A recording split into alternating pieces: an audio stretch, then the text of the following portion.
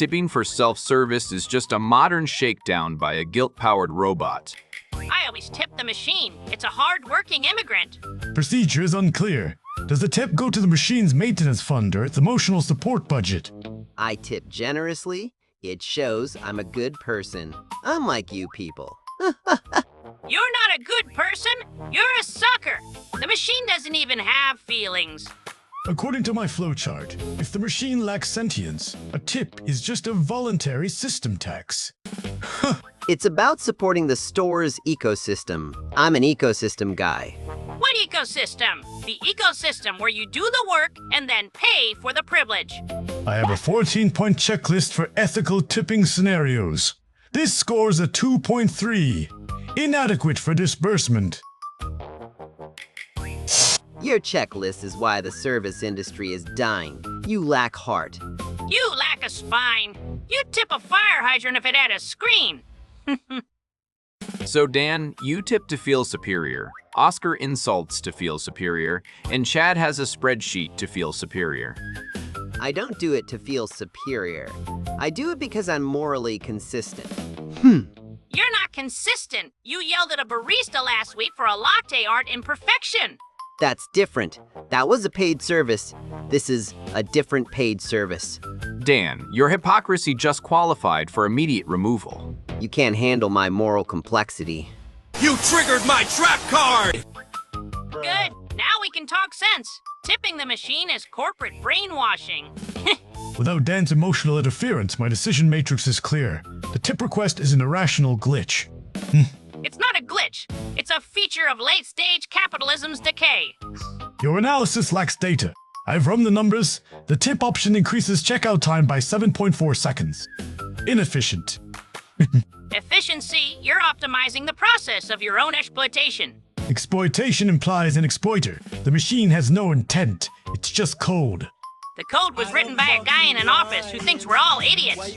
That is a probable assumption, but it doesn't change the protocol. The correct answer is still no tip. No tips is a political act, a stand against the machine. You pressed no tip because you wanted to keep your $2, not to make a statement. My motives are pure. Yours are just spreadsheets. So Oscar's rebellion is just cheapness wearing a philosophy hat. It is not. It's principled opposition. Principle 4.2b in my handbook clearly states that opposition requires a consistent framework. You lack one. Your handbook can kiss my principled opposition. I just filed a formal complaint with the store's feedback portal about your hostile checkout energy. You what? You narc? It's not narcing. It's optimizing the customer experience for everyone. Your negativity lowers the aggregate satisfaction score. I'm not negative. I'm woke to the scam.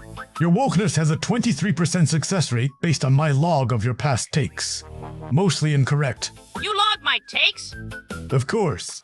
How else would I measure your ideological consistency? Column G, rows 84 to 112. So Chad is auditing the revolution. This is insane. You turn my moral outrage into a data set.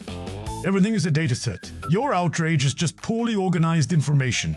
I'm not poorly organized. I'm passionate. Passion is an inefficient use of emotional resources. See Appendix D, emotional ROI.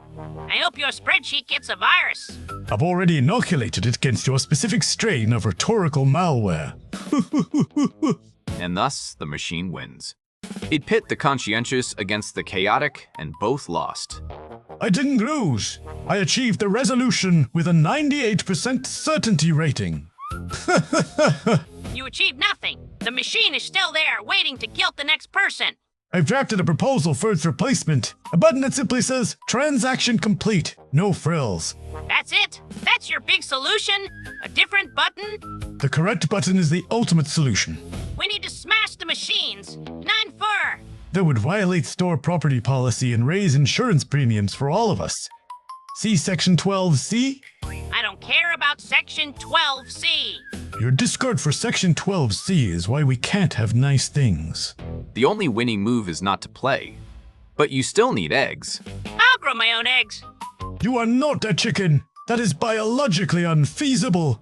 It's a metaphor for self-reliance.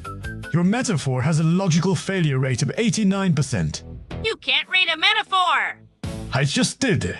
The score is in the shared drive. Congratulations.